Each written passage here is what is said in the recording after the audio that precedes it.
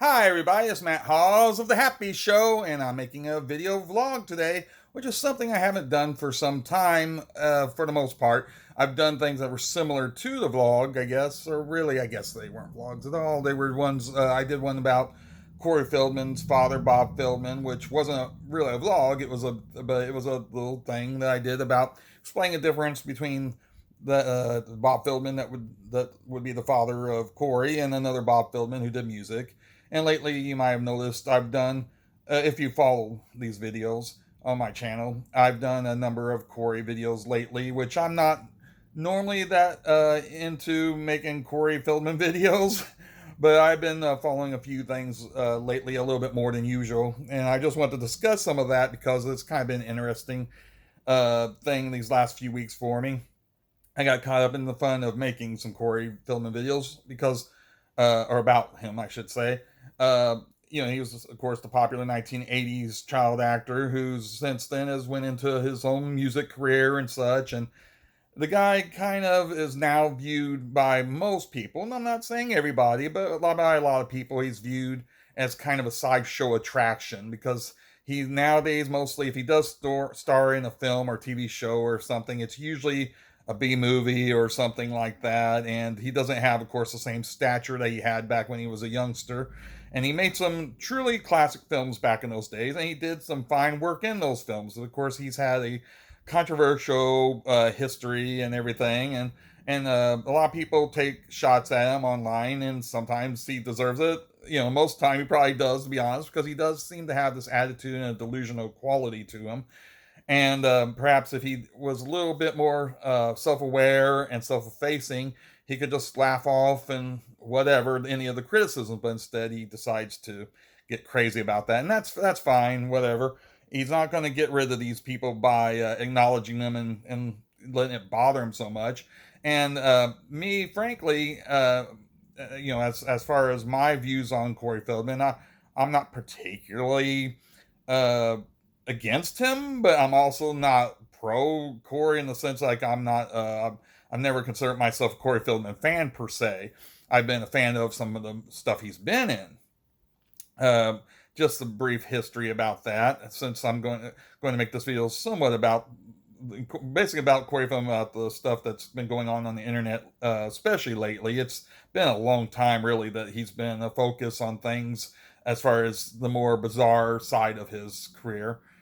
But I first became aware of him in the 1970s because I'm old. I know I saw the Christmas video he did for McDonald's, the one that got him his Clio Award. Actually, I guess it got the company its Clio Award. I don't know that he specifically got one as an actor. Doesn't matter. I know I saw that probably when it first aired, as I understand, and I recall even. I think it was one that aired annually. So but I am old enough. I'm older. I'm actually older than Corey, so I probably did see it the first year it aired. And the first time I was really aware of him was on the Bad News Bears TV show from 1979 to 1980, when he was just basically a little more than a toddler. He was older than that, but he wasn't much older. He in 1979, I would have been 10, depending on the time of year or so, 9, 10 years old. So, and he was at least a couple years older than me, or younger rather. So I guess he would have been about 7, 8 ish whenever he was on that series. And then, of course, I guess I would have next seen him in Gremlins, the Friday the 13th movie, which he did around the time of Gremlins, maybe a little bit after. I would watch Friday the 13th movies from time to time, but I don't recall being aware of seeing that. What was it, part four? I don't remember ever really watching part four. Even to this day, I don't know if I've ever seen it completely. Um, is that, I guess, the one with Crispin Glover too? I know he's in one of them, and I've seen the clips with both those guys in the different horror movies there. Then I suppose, I guess after that would have been maybe after Gremlins, maybe Goonies, and then from there on, Stand by Me, Lost Boys. I never saw The Burbs when it came out, and I wasn't into the two Coreys when they became a team. That was more of a teenage girl thing anyway, and also I was getting out of my teens regardless. Um, So, and then after that, he frankly started a lot of crap. And so I didn't watch any of that stuff except for in the 30 years I've watched it on YouTube in clip forms, mostly on these channels that make fun of his stuff, and to be fair, a lot of these channels make fun of just bad movies in general. Some specialize more on Corey centric stuff, some are more broad and varied, but you know. But I do like So Bad It's Good stuff. I've followed Mystery Science Theater back from its days on cable television, and really, just as a little aside here, Mystery Science Theater 3000 deserves a lot of credit for that kind of entertainment. I mean, you know, the whole thing with Red Letter Media, whom I also follow. Red Letter Media, which was perhaps the biggest one of that ilk, and Riff Tracks, of course, is direct from Mystery Science Theater and all that. But what I'm trying to say, Red Letter Media, the Nostalgia Critic, and all these other people, they all owe a huge debt to Joel and the Robots back in the day.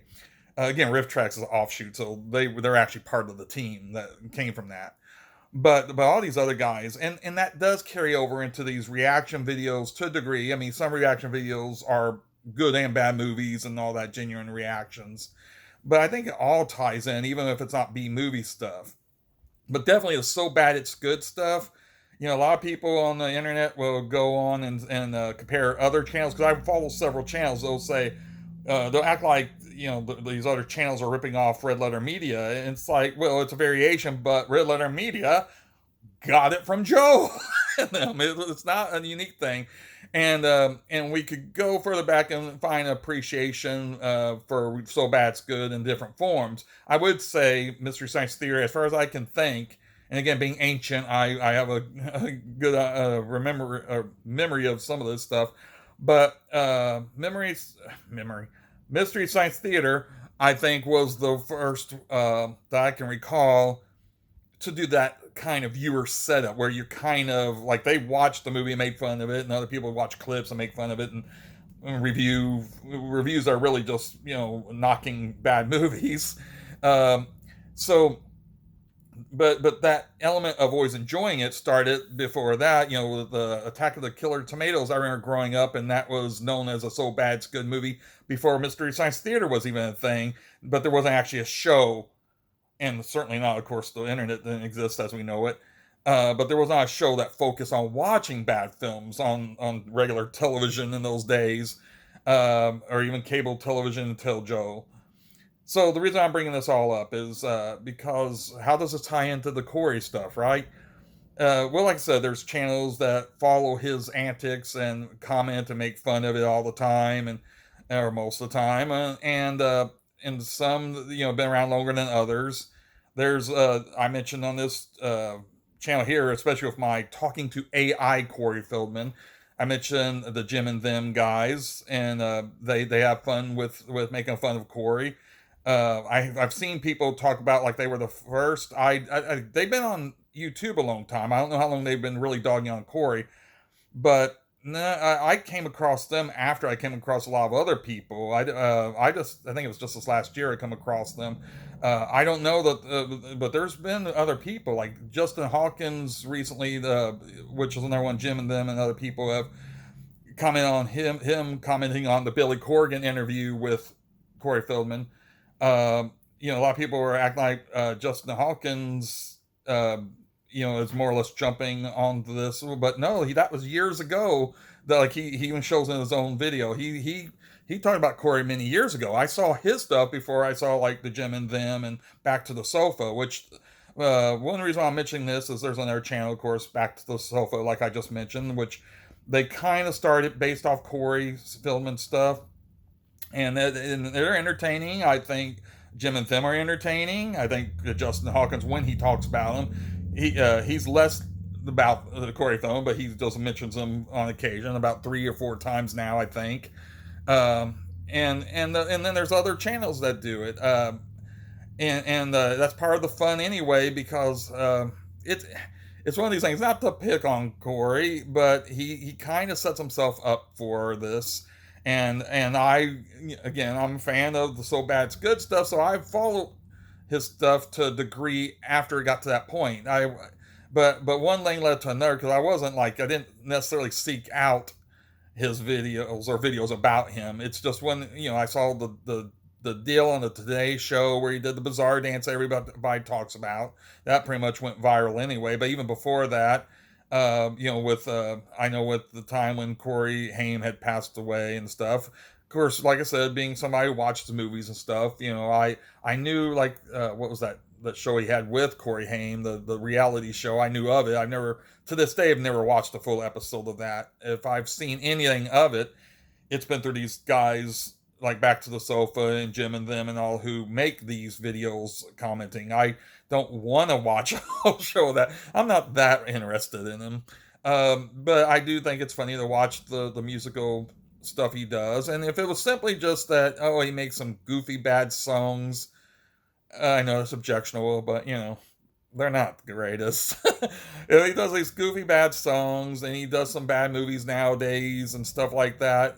That alone be just mildly entertaining to me, but it's the fact that he does let it bother him so much that people are out there, laughing about it. And I know nobody wants to be laughed at.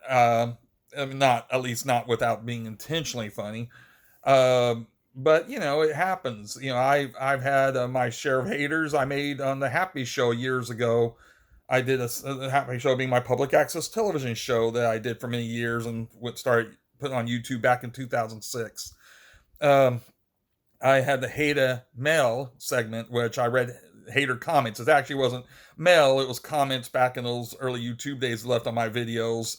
And to me, you just have fun with it. First off, most of these guys are, there's a lot of true critics, but and there's legitimate criticisms. But even if there isn't, a lot of the people you're dealing with are shut-ins and stuff who, they're just they're hyper focused on something, and he shouldn't let it bother him. There is legitimate criticism, but even then he's not gonna take the legitimate criticism to heart. But to let it bother him, let it get underneath his skin, it just feeds feeds the machine. And I think honestly he's his own worst enemy, because if he wouldn't keep doing these videos or responding to these videos and making videos of his own in response, it'd probably drive him go away. Not completely. I mean, he'd do something stupid on stage, people still make fun of it or whatever, it's still going to point it out, but he just adds fuel to the fire and empowers that. And it's entertaining. For those of us sitting on the sidelines, so to speak, it's entertaining. But if I could give advice to the guy, it's like, just chill, stop letting it bother you. That's what's funny is there's even critics of him who get on him for being lacking self-awareness and not being able to just laugh at himself and everything else, who they make the same mistake that he does, and they take things too seriously and they can't laugh at themselves. When you're somebody like me, who looks like me, right? Whenever you're somebody like me who's acted with the puppets and everything on the Happy Show, there ain't much that phases me. And my humor, a lot of it, not all of it, obviously, all sorts of humor I did on the Happy Show, but a lot of it was self-deprecating humor. I took shots at myself, and Corey's just not that personality. He doesn't have that kind of makeup, and it's obvious. And if he did, he might actually have a crowd like Tommy Wiseau. I mentioned before when comparing Corey with other celebrities who are kind of in the same kind of thing with thing how to properly describe it. When they're dealing with the same kind of ridicule and such for the stuff they've done. He recognizes there's a certain kind of crowd that is enjoying you, yes, because your stuff is bad, but they're not actually hateful. There are those. I mean, to be honest with you, if a lot of these people truly 100% hated the stuff, why would they watch it at all? So usually if somebody watches it, like the reason why they call certain movies so bad they're good is there is an enjoyment derived from it. It ain't just simply that it's bad, it's so bad it's good.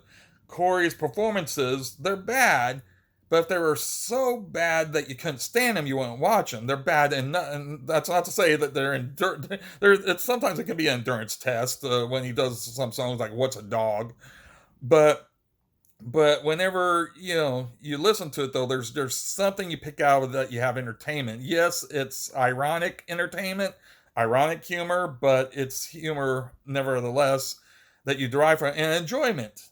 To be honest, that you enjoy from it. That's why you watch it.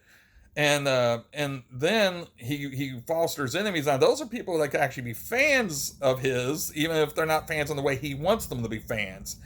But he takes it to a certain level that these people, some of these people, not everybody, some of these people are so annoyed with his annoyance at them that it becomes more of a feud and that sort of thing, and then it just becomes a matter of trying just to get under their skin or whatever.